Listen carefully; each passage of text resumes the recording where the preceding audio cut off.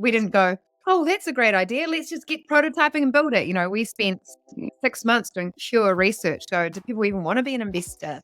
What do they think about money? How do they feel about it? How does it show up in their lives? And so we did these really lovely ethnographic, so deep interviews with people where they're really vulnerable and open to us about their experience and beliefs around money. And from that, it kind of gave us this impetus of like, whoa, the risk of not doing this is greater than doing it. So, we quit our jobs and went all in.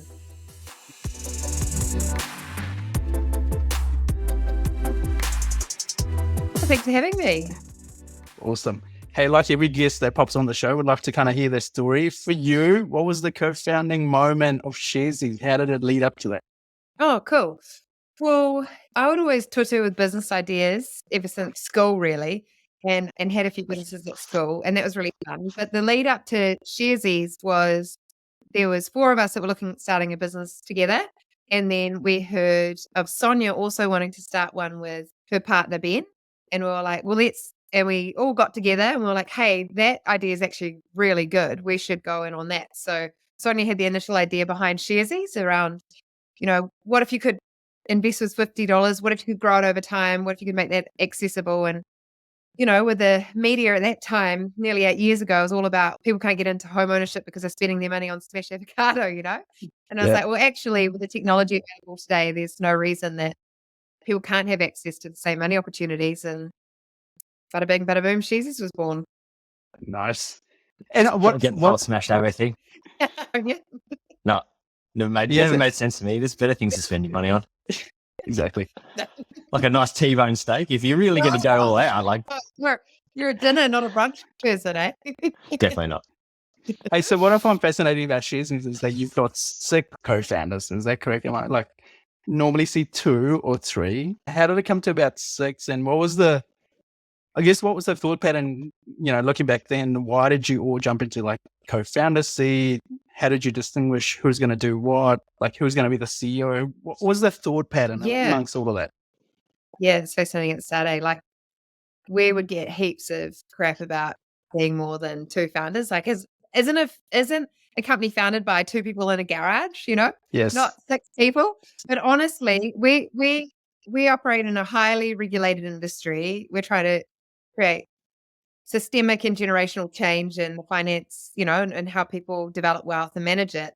Like it's big work. It's big mahi, and you need a lot of skills around the table. We needed design, developers, customer research, business modeling, finance. You need all of that to be able to make this tick. And so we just couldn't understand how people do it with a less, or not have, that shared purpose around us initially, is proliferated throughout Sharesies now. And like we really are all driven about creating financial empowerment for everyone. And that's what brings us in every day. And is, nearly 8 years on, it still feels like day one. But honestly, I don't know how it would have worked without that. So in terms of like determining what roles each of us took, some of it was based on our skills. Mm-hmm. Obviously, the designer, you can take on the chief design role, the 2 developers, get on the coding. And then Leighton, Sonya and I would often, dive into all the other areas like customer, product, marketing, strategy, capital raising. We initially did divvy it a bit. And then over time, it's kind of all, we all kind of duck and dive. And we have this 3EO model. So there's 3 CEOs at Sharesies, Leighton, Sonya and I. We've been doing that for the last, probably nearly 4 years now. And honestly, couldn't imagine it another way. Like having a founding team, we get to have lighter shoulders because you got that shared consciousness. We make better decisions, I think. And we're just having a blast. I'd love to deep dive that decision making. Yeah, being that I was a CEO once a very, very long time ago now. How do you guys work decision making together? Like, do you have like a framework? If something comes up that you need to make a decision on as a CEO, do you guys have like a meeting that you get together that you knock it out? If only 2 of you agree, how do you deal with the one that's dissenting? Has it just never come up and you generally find a consensus between all of you? Or there been circumstances where you're like, no, I really want to do this and you really want to do this and I know you don't like it, but we're going to do it anyway. It's, now that we've been working together quite closely, like I said, nearly 8 years, we know each other quite well. So that's really helpful. I will know instinctively, I think Sonya might think this, or Leighton is really going to care about this. So I'll keep them informed or go, actually, sometimes the who cares the most rule wins. It's like, Yep. would you really care the most? You take it then. Like Yep. you care so much, you're going to have way more context and way more, like way more passionate about the decision made. Yep. So sometimes that's a rule.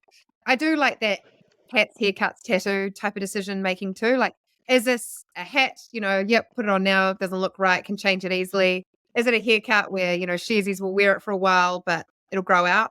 Or is this like a tattoo on Sharesies? Like this is a mark that this decision is going to leave a mark for life, and therefore that should probably at least include the three of us, if not the board.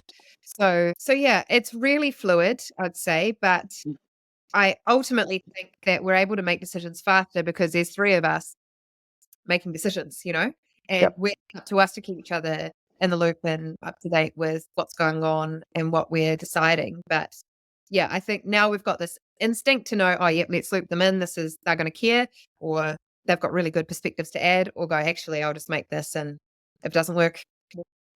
I really feel like we should have got all three of you on, and we could have stirred so much trouble. But, missed opportunity. With a follow-up. Do you think you're always going to run it that way, 100%. Brooke? Are you pretty decisive on the fact that this is always going to be a co-CEO model, or do you see in the future when the business gets to a certain stage that will require someone to kind of just take the reins and just be a single CEO perhaps at that point in time? I think, right now with, Leighton, Sonya and I in the business, I can't see that happening. I think there will be this 3-year model I just see that we work really well that way. And that's probably where she gets the best out of us and we get the best decisions made together. But say if we weren't here, hypothetically, I don't know if that 3-year model would work. We do really need to know each other well. And it is a little bit, I'd say, unique to our founding story in a lot of ways. Do you have 3EO t-shirts that you wear when you get on stage to talk about stuff? That is what we need to do. I'm wearing a 3EO t-shirt right now. Like 100%, that is a missed opportunity because I think I could see the three of you getting on stage to present it at like a SaaSy or something major. One's got ho. Yeah, and just be like, branded, running as a model. We can do that too, but I can see a shirt here. I think it's definitely something that you should look into. All right. That'll be my weekend fun. Brooke, just going back in time. So 8 years ago, you find this concept. It makes a ton of sense. You build up a product. And then at that point in time, how do you define your go-to-market strategy? What was again, going back to like the thinking pattern, how did you think who's going to be your target audience? How are you going to distribute your idea or the solution out to the market? What did you have to do? How did you stand up the first team? We get a lot of questions around that, so we'd love to kind of dig through the details. Yes, sweet. So when we started, we didn't go, oh, that's a great idea. Let's just get prototyping and build it. We spent 6 months doing pure research. So do people even want to be an investor? What do they think about money? How do they feel about it? How does it show up in their lives? And so we did these really lovely ethnographic, so deep interviews with people where they're really vulnerable and open to us about their experience and beliefs around money. And from that, it kind of gave us this impetus of like, whoa, the risk of not doing this is greater than doing it. So, we quit our jobs and went all in. And because we had done that and we didn't have like big financial, pockets to dive into ourselves, we gave ourselves like 3 months to be able to launch Sharesies and raise enough capital to continue. And in order to do that, we also wanted to make sure we weren't inflating the success or growth of Sharesies purely through marketing. So when we first started, we'd had all that research, we had all that insights, the language people used. We created a website, which was, where people could sign up for, on the wait list. And on that website, we'd test different messaging and different things to resonate and really learn from the data that we got from that and the way that people were interacting with the conversions, I guess, to that wait list to help us go, get them. And then from that, we had about 6,000 people signed up and we're like, okay. So when we launched, we could roll out to them. And then when we first started, we also wanted to make sure that there was a value exchange here. So when people first sign up to Sharesies, it cost them $30 to sign up. And people were paying it so they could see, that this was something that would add value into their lives. Now we've got a very different pricing model now. It's, free to sign up. But that was really important to us. Like, are we creating something of value that's worth people, that is worth of value to people? and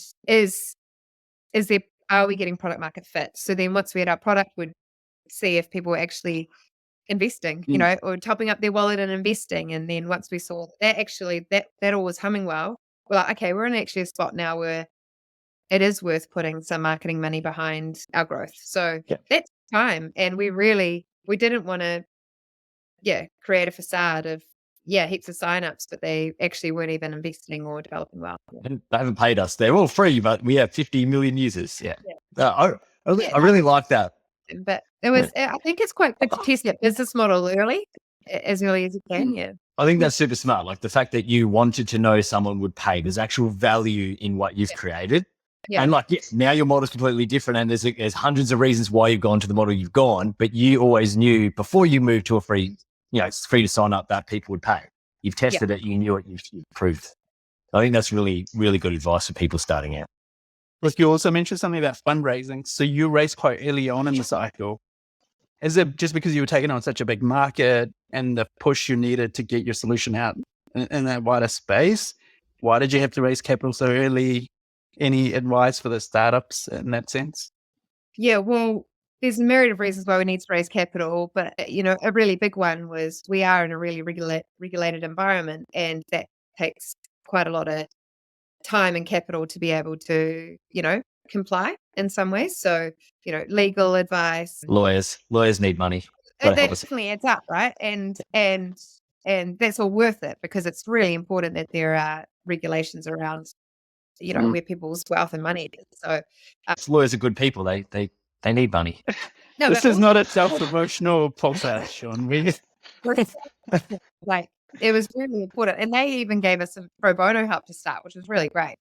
And then we needed to scale. There's, we need to make our first hires and, all of that jazz. So all the reasons I guess companies need some capital to be able to, and advice in terms of startups, I think, one really important part of when you're raising company, you are raising capital, you are sharing your company, you are, they're joining you as shareholders and other owners in your company. So really making sure that when you're bringing a shareholder in, that they really, really deeply care about the purpose of your company and want it to exist. And like our first capital raise and the kickoff of our first capital raise came from Sonya and I doing a podcast actually really early on. Really? And this person emails us out of the blue and said, "Hey, I love what you're doing. This needs to exist. How can I help?" And we caught up and he's like, "Cool, I'll invest $100,000. We were like, "Let's go." And, they kicked off the whole recovery. They want somebody in, and then, everyone wants to kind of invest. But that was so powerful because they really care about what we're doing and why we're doing it.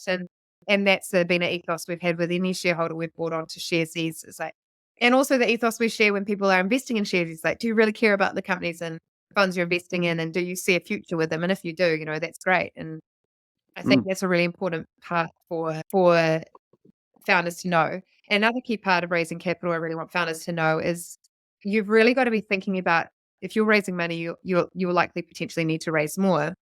You're just starting out. So thinking about whatever you do in this round, is it making you more attractive in the next rounds? So quite often I see that there is a little bit of, there's some bad terms out there when people are raising money. It might be, for instance, on Sharesies, every shareholder has ordinary shares, and we really stick true to that. And there's, you've got to watch out for those preferences and stuff and how they start to lock your ability to rate at the valuation you should be able to in the future and be able to attract more capital. So I think really holding firm and knowing you are so much of the value of the company. And when you're starting to, you are pretty much the value of it as a founding group. So making sure you don't, that the trade-off is that the value exchange is right. I mean, everyone knows I'm a big proponent of raising money as late as humanly possible, which is always my goal. But your advice is really important. Like, if you're going to raise early, get people who care about what you've built. Yeah. Not just professional investors, I guess, like us now, that are looking around. Look for people who care, like what you guys have done, because it does give you that really good start off, and you can build that out. More understanding or willing to give you help, right? Because they actually care about what you've built and what you're doing. And I think that's amazing. Roller coaster, you'll have a trajectory, and then you'll hit some stumbling blocks, and you want shareholders there that are are there for the good times and the bad, and really, because they really care and they know that you're the person that can make this come to life, and you're onto something. There are sometimes the people that can help you have lighter shoulders and pick you up when it feels like a bit like whack-a-mole sometimes in the startup world, once you're down, someone pick you up. Yeah. Absolutely. Did you always think Sharesies was going to be a global solution, Brooke, or did you think you're going to capture the New Zealand market and then obviously then go to different markets? Like, what was the thinking there? Yeah, we definitely saw a global opportunity, and also in retrospect, some of the startup theatre makes sure that you have to include that, But I also think we do really see that, and we did really believe that early on too. The thing with financial and fintech or financial services is, as it is heavily regulated, you need to be able to comply in each jurisdiction or each country. So that takes time, and there's different rules. And so it isn't like the type of business we've got at the moment, the majority of the business anyway, can't kind of be global from day one in that regard. So we operate across Australia and Aotearoa, and we see parts of our business that can be global, but really that strong retail side, the wealth app side, is predominantly across. Yeah, nice. And when you guys decided to expand into, Australia and do that, like, what were some of the key things that you had to get right before, apart from legal and compliance? What was, I guess, the first things you did to get yourself ready to land on the ground? So to launch in Australia, aside from that side, was really a bunch, again, of research like we did here, getting to know what is the difference in the Australian market, what is the gap that we see there, what parts of our current product in Aotearoa work for that, and what parts need to change. So we did quite a bit of change in our product. They've also got a little bit of a different regulatory regime in some ways, which means that we can also innovate faster in other areas like open banking and stuff there than what we have here. So we were able to also innovate faster, which is quite cool, and test things there before we get to a point where we can roll it out here. So, and then the really is understanding those crucial differences in terms of, yes, it's a massive market, and you think, oh, what you can do here, you replicated it, but it's also massively fragmented. To build a consumer brand is incredibly expensive and takes a lot of time. If you're, and expensive if you're, I guess, not doing it in. There's other ways to do it essentially. So we learned that actually the way that we'll grow in Australia is a bit different to how we were able to do it here in Aotearoa, and we learned some of the nuances. But at a high level, people want to be an investor. They do feel left out. They do feel jargoned out, and those that are investors can have a way better experience. And we've got quite a few customers over in Australia now, and it's growing really well. And it's just a really exciting part of our future too. It's awesome. When did you decide to hire someone to run the Australian arm, like have a head of a country manager style person? Was that an early decision, something that came out of research? Well, this was COVID. Forgot about COVID. Yeah, great old time. And so Leighton and I actually moved to Australia to sort three things. Find a country manager. We were doing Zoom interviews with people. We're like, oh, we've got to be on the ground to meet this person. It's such a crucial role. We needed to find an office, we thought at that time, so we could get the vibe together and build our relationships and partnerships there. We've got such strong relationships now across Aotearoa over the last 8 years, but now, in some ways it's starting to grow our relationships there. So we're still a lot more to do in that space, but we found our country manager, which was awesome. We found a place to work from within the first few weeks, and then we were locked out over there. So that part of building relationships was quite tricky, but now we're doing that quite a bit. Like I was in Sydney last week, and we're doing that a lot more. But that being on the ground is quite important, I think. Yeah. There's a lot of people who are listening to this, Brooke. They're probably wondering, I want to get into tech scene. There's so much happening in New Zealand.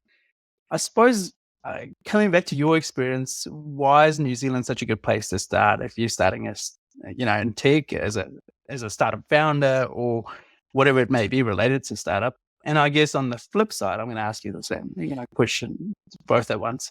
What are some of the challenges as you've got experience firsthand in your journey? Being a founder and the challenges of being a founder? Is that what you're saying? From New Zealand. In New Zealand in particular.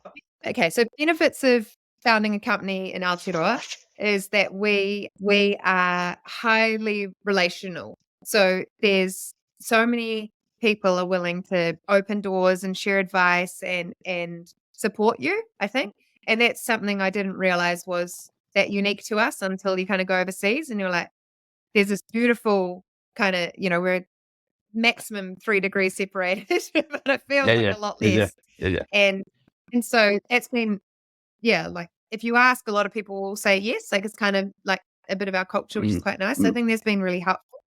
Another helpful part about starting a company in Pōneke, Wellington in particular, is that Xero is headquartered here, Trade Me, Kiwi Bank, and they have all, they're all companies that have grown a really strong brand, or they've also, got really strong technology and being able to scale that globally, in particular with Xero.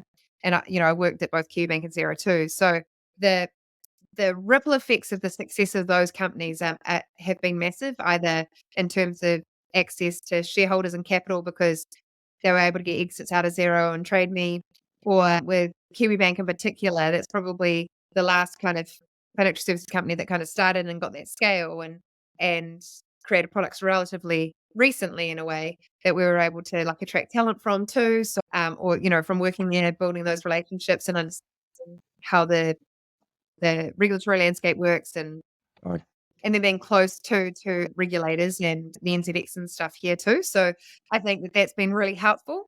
The challenges is, the chasm of the Pacific Ocean, I guess, in some ways, but like the distance we are, which is a benefit and a challenge, I think, in terms of the energy it takes to build relationships, Tasman, the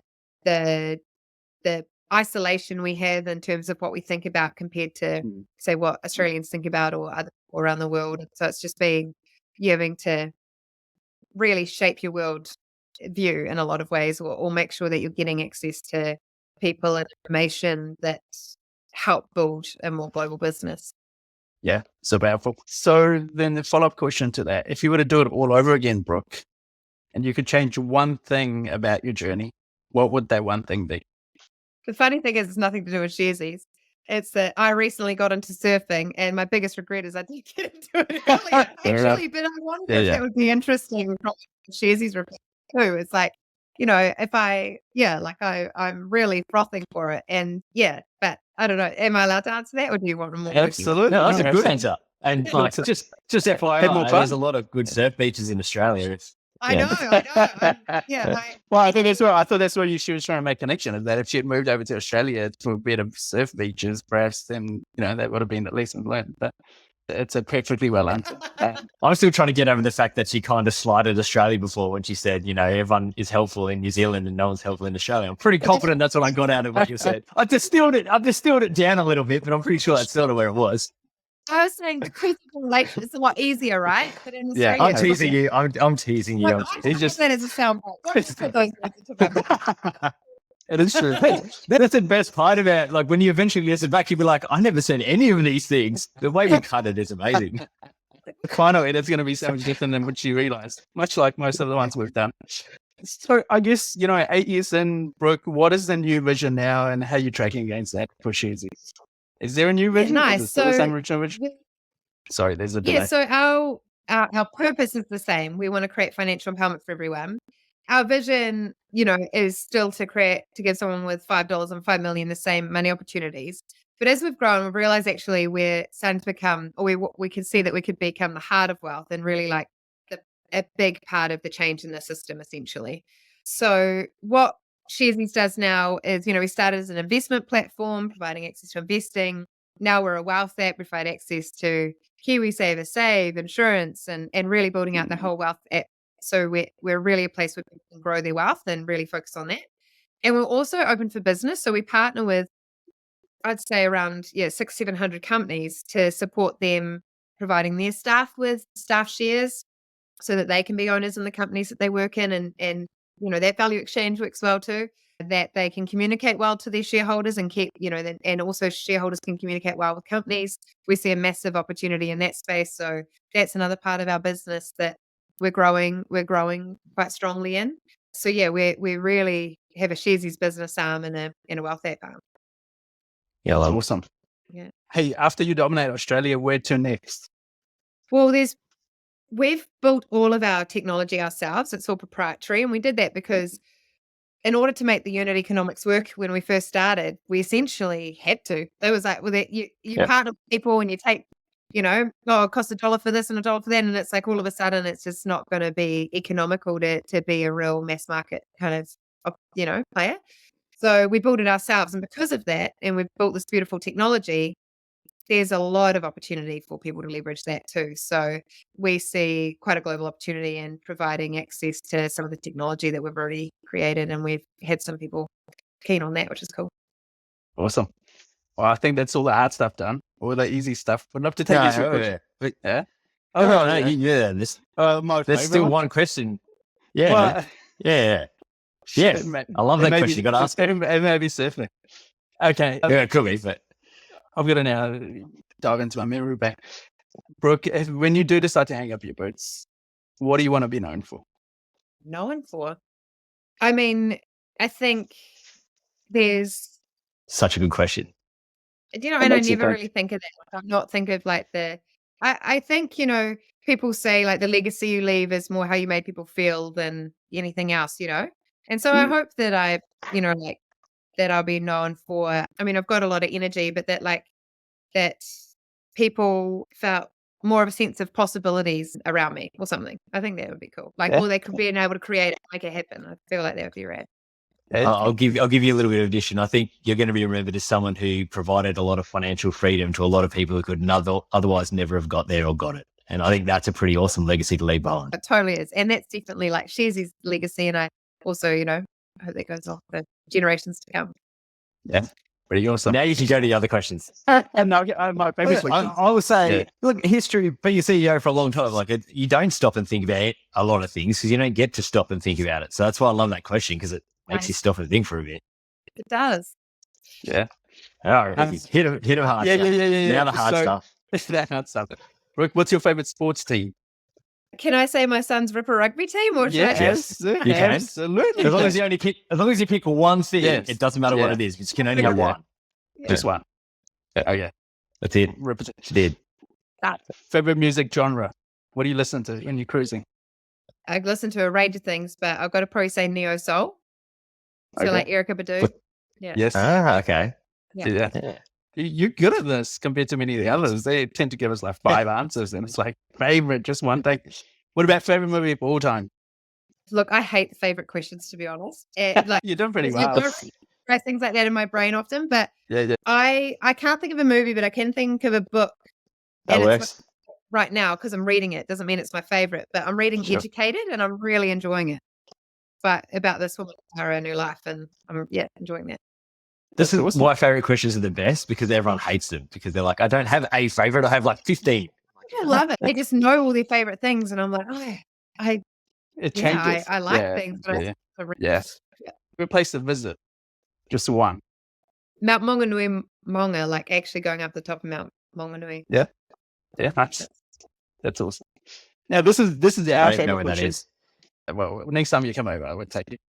It's like 2.5 years as well. So you're up there. You get given 2 jars. You can only pick one. Left one says crunchy. The right one says smooth. Both are peanut butter. Which one are you picking? Crunchy. Which ones you got? Crunchy all day long. She's on the right side. I knew before you even said it. I'm like, she's definitely going to pick crunchy. She's on the right side. Yeah. She's on the right. Yeah. Awesome. Well, thanks for coming on. Thanks for sharing all your. We get the odd. Wait, we're all crunchy. We get the odd crazy person who picks smooth, and then I'm like, well, do we even publish this? I don't even know if it's worthwhile anymore. I think no one's going to trust anything they said. Why publish it? Yeah. Didn't someone say you can't trust smooth people? Never had that. Awesome. First question you asked somebody, Yeah. It should be the first question. Yeah. We should actually do that. We should reverse it so we don't spend 45 minutes talking to people. Look, we're having technical difficulties. We'll reschedule this. Don't worry about it. Just awesome. Oh, thanks for coming on, bro. Thanks for sharing all your insight. This has been awesome. Yeah, it's been awesome. It's been great to catch up, eh?